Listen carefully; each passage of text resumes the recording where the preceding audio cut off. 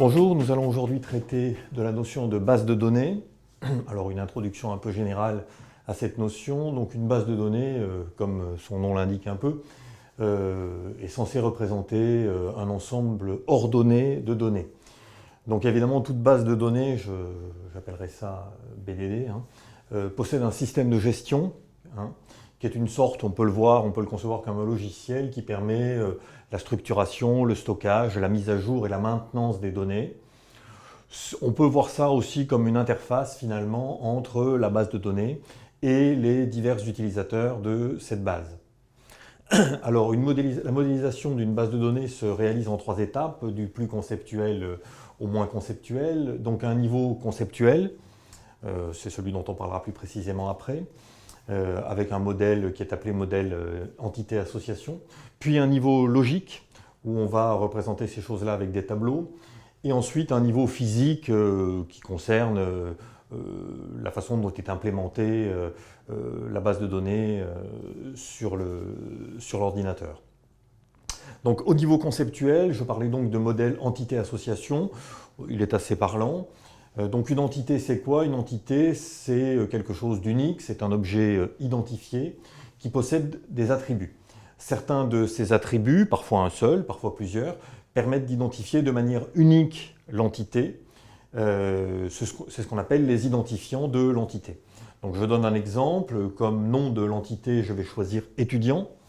L'identifiant, ce sera le numéro de sécu de l'étudiant. Et ensuite, l'étudiant possédera plusieurs attributs, nom, prénom et date de naissance, qui, vous le constatez, à eux seuls d'ailleurs, ne permettent pas d'identifier de manière unique l'entité, puisqu'il peut y avoir des homonymes. Donc ensuite, lorsque vous avez une base de données, vous pouvez avoir plusieurs entités. Donc je donne un exemple en prolongeant celui-ci. Je vais donc avoir on va imaginer une autre entité qui sera appelée ville, dont l'identifiant sera le nom de la ville. Et par exemple, comme attribut, on peut avoir la population de la ville. Et donc on peut définir ce qu'on appelle une association entre les entités, c'est-à-dire un lien entre les deux. Alors c'est un lien sémantique. Donc par exemple, être né à. Et donc à chaque étudiant, vous pourrez mettre chaque étudiant en relation avec une ville donnée, être né dans telle ville. Alors, il y a donc une cardinalité, une notion de cardinalité dans une association, c'est-à-dire qu'ici, un étudiant est né au minimum dans une ville, 1, au maximum dans une ville, 1. Donc on fixe le min et le max, d'accord, de liens qui peuvent être créés à partir de cette entité vers les autres entités. Et par contre, dans l'autre sens, cette association, sa cardinalité est différente. C'est-à-dire que dans une ville, vous pouvez très bien n'avoir aucun étudiant de votre base de données qui est né dans cette ville. Donc la cardinalité minimale, c'est 0, alors que la cardinalité maximale, c'est n, n étant, si vous voulez, le nombre d'étudiants inscrits dans la base. Donc au maximum, on pourrait avoir, dans le cas pire, d'une certaine façon, tous les étudiants nés dans la même ville. Et donc dans cette ville-là, la cardinalité, le max serait égal à n.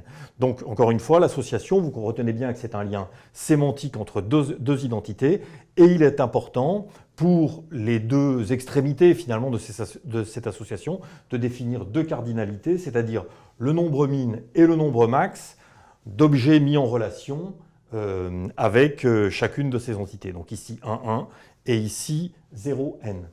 Voilà pour l'introduction générale sur la notion de base de données.